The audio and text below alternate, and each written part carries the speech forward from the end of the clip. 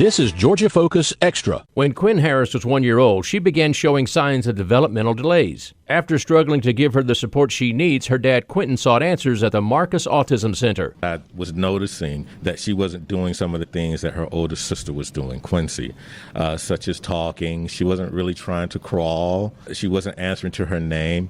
And so I noticed those things, but the alarms didn't go off. After that, like clockwork, the rocking came. When she would watch television, when she get excited, she would flap her arms.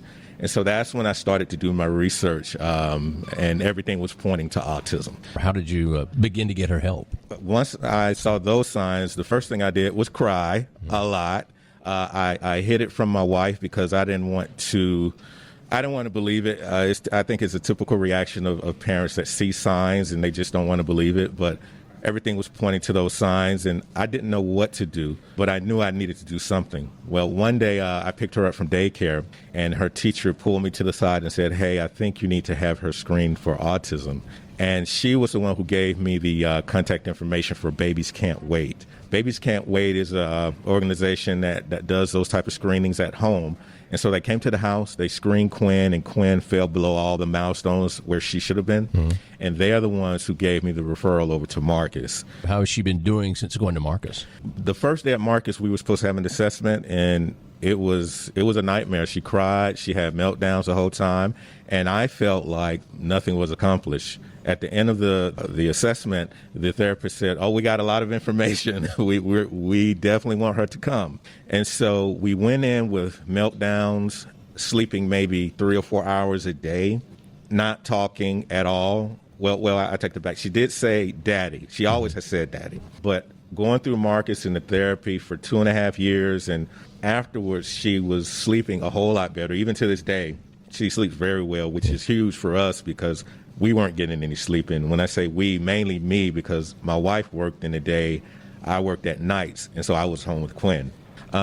Quinn still doesn't have dialogue, but she has a lot of words that she uses whenever she sees fit. You can't just on command ask her to speak, but she'll be in her little play area, and then all of a sudden she'll just say some stuff. And I'm never fast enough with the camera to catch it. Right. As soon as I pull it out, that's like her stop button. Yeah. She doesn't want to be recorded. So I can never get those moments on video, but we have a lot of moments where she's said some things or counted or said her ABCs or some type of form of communication. Well, you have taken the experience with your daughter, and you have written a children's book. It is called I Am Affirmations for Children. So talk about this book. So the affirmations actually comes from my oldest daughter, Quincy. When she was a little girl, she was kept home. She had never been to daycare. And so when we decided to put her in daycare, I wanted to set some standards for her. And I wanted to give her some guidelines as to how to behave and how to think of herself. We started doing affirmations in the mirror where